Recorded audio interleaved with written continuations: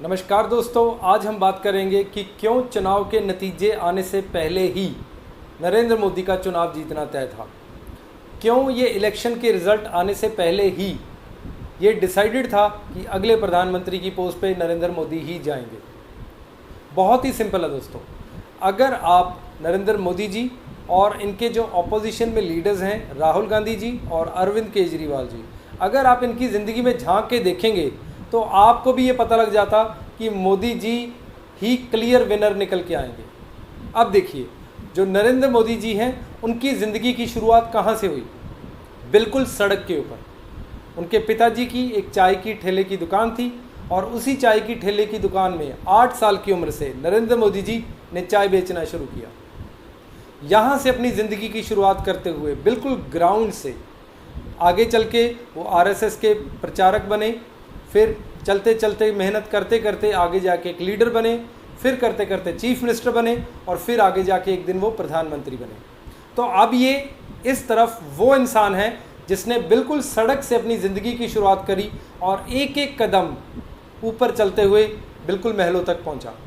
उसने वो हर मुश्किल, हर कठिनाई, हर दिक्कत, हर स्ट्रगल, हर कंपटीशन का सामना किया और अपने आप को अव्वल साबित किया, बिल्कुल टॉप पे पहुंच के दिखाया।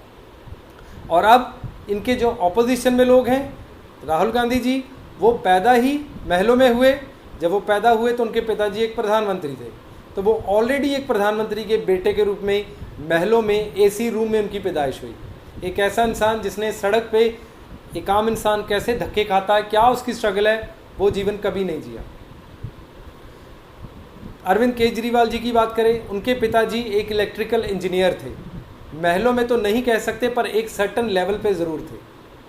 और फिर आगे चल के केजरीवाल जी खुद भी एक मैकेनिकल इंजीनियर बने और अच्छी जॉब्स के अंदर, मतलब एक लेवल था, वो सड़कों से ऊपर नहीं आए, वो ऑलरेडी एक कंफर्ट जोन में थे। तो दोस्तों, मेरी ये बात हमेशा याद रखना, जब भी एक चुनाव, लड़ाई, जंग उन दो लोगों के बीच में होगा, एक वो जो बिल्कुल ज़मीन से उठ के ऊपर पहुंचा है अपनी मेहनत के दम पर, अपनी काबिलियत के दम पर, चाहे दुनिया कुछ भी बोले, पर उस बंदे में कुछ तो दम है जो सड़क से उठ के महल पे पहुंच गया। और दूसरी तरफ उसका मुकाबला है जो ऑलरेडी पहले महल में ही पैदा हुए, यहाँ एक अच्छे घराने में थे, पढ़े लिखे परिवार से थे। हमेशा ये लड़ाई वही बंदा जीतेगा जो ज़मीन से उठ के ऊपर गया है। ये एसी कमरों में रहने वाले, दुनिया को टीवी में वर्चुअली देखने वाले लोग कभी भी ग्राउंड रियलिटी वाले आदमी को हरा नहीं पाएंगे। ये बात आप मेरी पेन एंड पेपर लेके नोट कर लीजिए। कोई भी इंसान जिसने अपनी ज़िंदगी बिल्कुल ज़ीरो से शुरू करके, इंग्लिश में इसको ग्राउंड अप बोलते हैं, जिसने भी अपनी ज़िंदगी ज़ीरो से शुरू करके ऊपर तक बनाई है, उस इंसान को जो ऊपर रहने वाले हैं वो कभी नहीं हरा पाएंगे, चाहे वो कुछ भी कर लें, कितनी भी एफर्ट्स कर लें। क्योंकि ये वो इंसान होते हैं जिन्होंने ज़िंदगी को अपनी मन के ऊपर, अपने तन के ऊपर, अपने तजुर्बों से उसको हंडाया है, उसको जिया है। उस तजुर्बे को, उस एक्सपीरियंस को, जो बिल्कुल 0, 1, 2, 3, 4 एक एक कदम करके जो ऊपर गया है, उस एक्सपीरियंस को जो ऑलरेडी ऊपर बैठे हैं, जिनको नीचे का एक्सपीरियंस है ही नहीं, जिन्होंने कभी वो ग्राउंड रियलिटी रैलीज में तो देखी होगी, पिक्चरों में तो देखी होगी और शायद कभी विजिट भी किया होगा, पर जी नहीं है, उसको जिया नहीं है। They have not lived that kind of life. पर यहाँ पे बात हो रही है किसी पर्टिकुलर बंदे की नहीं, सिर्फ उन इंसानों की जिनमें से एक ने ज़मीन पे रगड़ाई खा के, सड़कों पे धक्के खा के, चाय की ठेले पे चाय बेच के, एक नॉर्मल आरएसएस का ग्राउंड वर्कर बन के लोगों के बीच में से ऊपर उठे।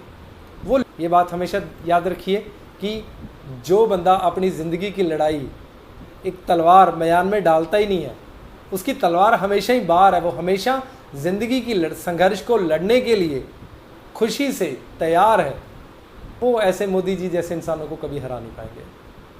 तो ये थे दोस्तों मेरे विचार मोदी जी के चुनाव 2024 को जीतने को लेके। आशा करता हूँ कि आपको ये वीडियो अच्छा लगा होगा। इन केस अगर आपकी कोई प्रतिक्रिया है मेरे विचारों को लेके या जो मैंने कहा उसको लेके, तो प्लीज़ आप कमेंट बॉक्स में रिस्पेक्टफुली ज़रूर लिखें। मुझे बहुत खुशी होगी आपके सवालों का जवाब देने में। मेरे साथ जुड़ने के लिए बहुत बहुत शुक्रिया। अगली वीडियो में जल्दी दोबारा फिर मिलेंगे। Thank you.